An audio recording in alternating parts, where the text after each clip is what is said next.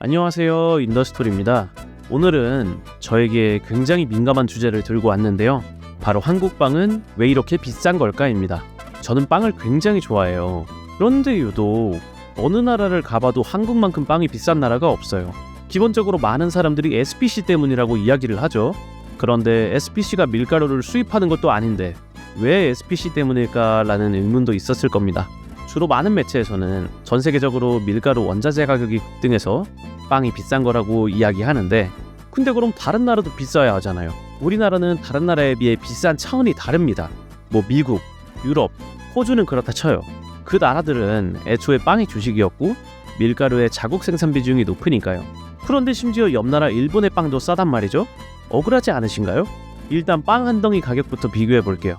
일본의 빵 가격은 2025년 기준 500g 흰식빵 평균 227엔, 약 1930원이에요. 근데 한국의 빵 가격은 동일 규격 식빵이 평균 가격 4,000원입니다. 예, 맞아요. 2배 넘게 차이나요. 그렇다고 일본이 밀 국내 생산 비중이 높냐? 아닙니다. 2023-24년 회계연도 기준 일본 밀 생산량이 112만 톤인데 식품, 사료, 산업용 밀 소비량은 560만 톤이에요. 자급률이 20%도 못 미칩니다. 물론 우리나라보다 많긴 하지만 비중이 낮은 편이에요. 근데 왜 일본 빵은 싸고 우리나라 빵은 비싼지 일본의 빵 생산 구조를 먼저 알려드리면서 설명드릴게요. 이거 알아야 우리나라 빵이 왜 비싼지 이해가 됩니다.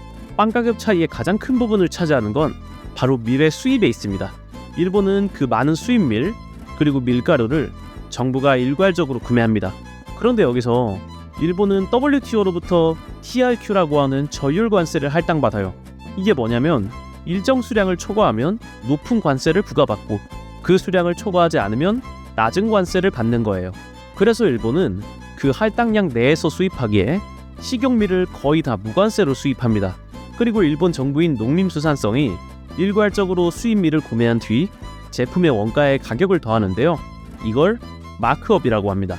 그리고 마크업된 가격으로 밀가루를 생산하는 국내 제분업체에 밀을 판매합니다.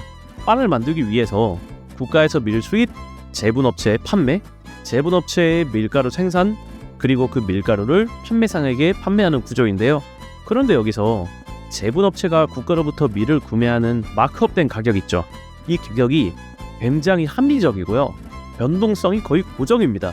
세계적으로 가격이 급등해도 급락해도 가격은 합리적인 선에서 고정되어 있는 거죠. 어떻게 이게 가능하냐? 바로 밀가루 가격 안정기금이 존재하기 때문입니다. 예를 들어 볼게요. 전 세계적으로 밀의 가격이 원래 100엔이었어요. 근데 이게 130엔으로 급등한 상황이에요. 하지만 국가에서 수입한 밀을 제분업체가 구매할 때는 120엔이라는 고정된 가격으로 삽니다. 그럼 10엔이라는 차액이 생기죠. 이걸 밀가루 가격 안정기금이 보조해주는 겁니다. 반대로 밀가루 가격이 100엔에서 70엔으로 급락했다고 볼게요. 그래도 제분업체가 구매할 때는 여전히 120엔이라는 고정된 가격으로 사는 거예요. 그리고 그러면 차액이 50엔이 생기죠? 이걸 밀가루 가격 안정기금에서 회수하는 거예요. 이 구조로 밀의 가격이 전 세계적으로 급등하던 급락하던 일본 내 밀의 가격은 안정화가 되는 거예요. 그리고 제분업체에서 이제 밀가루를 만들고 판매상들에게 이걸 판매해야겠죠? 이 밀가루 판매 가격도 일본 농림수산성과 일본 제분협회에서 합리적으로 가격을 정해놓습니다. 이걸 분기별 또는 반기별로 조정해서 세계 시장에서 순간적으로 가격이 튀어도 국내 가격은 6개월에 한 번씩 평균값만 반영되니까 가격이 안정적인 거예요. 여기서 나오는 차익들은 당연히 밀가루 가격 안정기금이 똑같은 구조로 보조하고 회수하는 거고요. 이런 이유로 밀의 글로벌 시세가 급등해도 일본 내에서는 합리적인 가격으로 공급이 가능한 거예요. 애초에 밀을 수입하는 단계부터 국가가 주도해서 관리하니까요. 그리고 일본은 야마자키 제빵, 파스코, 코베야 등의 소수의 대형 제빵업체가 전국 대형 공장 물류망을 통해서 24시간 대량 생산, 대량 배송을 해 규모의 경제를 실현해서 제조 원가를 절감시키고요. 편의점 자동 발주 시스템으로 과잉 재고와 품절을 방지해 물류비 최적화가 합쳐져 더 합리적인 가격에 빵을 사 먹을 수 있게 되는 겁니다. 자, 그럼 왜 도대체 한국은 뭐 때문에 빵 가격이 비싼가? 일본의 구조를 알아봤으니 차이점을 잘 생각하며 봐주세요. 우선 한국은 밀과 밀가루의 수입, 유통, 재분 과정 전반이 민간 기업 중심으로 운영됩니다. 국가가 수입을 일괄 관리하는 게 아니에요. 일본은 국가가 밀을 수입했죠. 우리나라는 그걸 민간 기업이 하는 거예요. 그리고 아까 일본은 TRQ라고 저율 관세 할당 제도가 있다고 했죠? 우리나라도 있습니다. 근데 조금 달라요. 한국 정부는 곡물 자유 TRQ를 운영하는데 여기에 재분용 밀이 대상에서 제외되어 있습니다. 즉 밀에 대한 할당된 저관세 물량이 없어서 관세 다 맞는 거예요. 수입 가격 변동을 막을 쿠션이 없는 겁니다. 그럼 뭐 가격 안정화를 위해 아무것도 없는 것이냐? 없지 않았습니다. 2022년 상반기 밀가루 가격 안정화 대책이 시행돼서 수입 가격 인상분의 최대 80%를 보조했어요. 근데 예산이 다 소진돼서 2023년 초에 종료됐습니다. 지금 없어요. 심지어 국내 밀 자급률은 1% 미만입니다.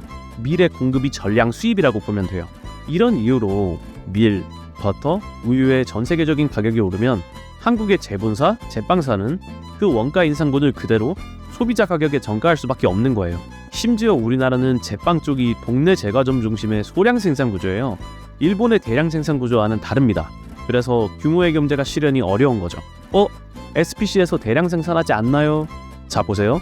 일본의 제빵 쪽에서 가장 큰 기업인 야마자키 제빵과 비교를 해볼게요.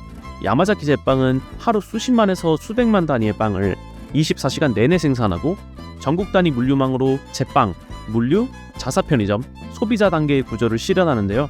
심지어 자회사뿐 아니라 일본 전역의 다른 유통 채널에도 공급합니다. 세븐일레븐, 로손, 패밀리마트, 이용과 같은 대형마트에도 다 유통해요. 소규모 빵집과 호텔, 레스토랑, 학교까지 원재료 형태로도 다 납품합니다. 하지만 SPC는 저 정도 규모의 여러 공장을 가지고 있지 않아요. 그리고 유통을 지원하긴 하지만 파리바게트, 베스킨라빈스, 던킨도너츠 등의 자회사의 공급을 위주로 하고 있고요. 일본처럼 실시간 편의점 자동 발주 시스템은 아직 구축되어 있지 않습니다. 더불어 우리나라 제과 시장에서 SPC 그룹의 영향력은 굉장히 지배적이에요. 파리바게트만 해도 단일 시장 점유율이 40에서 45%고요. 베스킨라빈스, 던킨도넛, 파스쿠즈 등 그룹에 있는 모든 계열사를 합치면 전체 시장 비중이 60에서 많게는 80%까지 갑니다.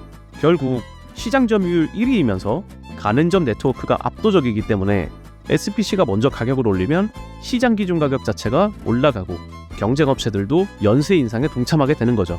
다른 동네 빵집들 같은 경우도 담합까지는 아니어도 SPC의 가격을 안전 기준으로 삼아 자신들도 가격 인상을 해야 마진 방어가 가능하겠구나라고 판단해서 가격이 연쇄적으로 쭉 오르는 거예요. 이렇게 거대한 점유율을 가진 브랜드와 경쟁하는데 가격을 무작정 낮추는 것도 어려운 게 만약 SPC가 과감하게 가격 제인화를 하게 되면 이건 결국 치킨게인 양상으로 흐르게 되는 거거든요. 그렇기에 성신당과 같은 착한 기업들이 요즘 시대에 각광받는 것이기도 하고요. 여기서 한 가지 의문이 들 텐데요. 그럼 왜 우리는 일본처럼 국가 주도로 밀 가격 안정화를 못하는 걸까요? 기본적으로 한국 농정은 일제강점기 이후로부터 식량 안보를 위해 쌀 자급에 집중해 왔습니다. 논농사 중심 체계를 유지하는 과정에서 정부 예산과 지원은 쌀 재배 확대, 그리고 가격 보장 등에 대부분 투입되었고 밀은 상대적 비중이 낮았습니다. 밀에 대해 일본처럼 수입 가격 상승분을 보조하고 하락분을 회수하는 가격 안정기금을 운영하려면 수백억 원대의 연간 예산이 필요한데요. 한국 정부는 과거부터 쌀에 해당하는 농업 예산이 이미 포화 상태였기 때문에 밀에 추가 재정을 투입하기 어려웠습니다. 하지만 이 덕분일까요? 우리나라는 현대에 들어서 쌀 가격으로 인해 문제가 생긴 적은 없었습니다. 한국 정부는 매년 쌀 목표 가격을 정하고 농민으로부터 전량 매입을 하는데요. 그렇기에 시장 가격이 목표 가격보다 내려가면 정부가 차익을 보조하고 수요가 과잉일 때는 정부 비축미를 방출해 쌀값 급등, 급락은 모두 조기에 차단하도록 설계가 되어 있는 거죠. 반대로 최근 일본은 쌀 가격 때문에 난리 났었죠. 쌀값이 단기간에 2배 이상 폭등해서 큰 사회적 이슈가 되기도 했습니다. 하지만 그럼에도 불구하고 한국에서 싼 가격에 맛있는 빵을 맛보지 못하는 게 아쉬운 건 어쩔 수 없네요. 오늘은 이렇게 일본의 빵 생산 구조와 비교해가며 한국 빵이 왜 유독 다른 나라들보다 비싼지 알아봤는데요. 다음에는 더욱 흥미롭고 재미있는 주제로 찾아뵙도록 하겠습니다. 오늘도 영상 봐주셔서 감사합니다. 인더스토리였습니다. 고맙습니다.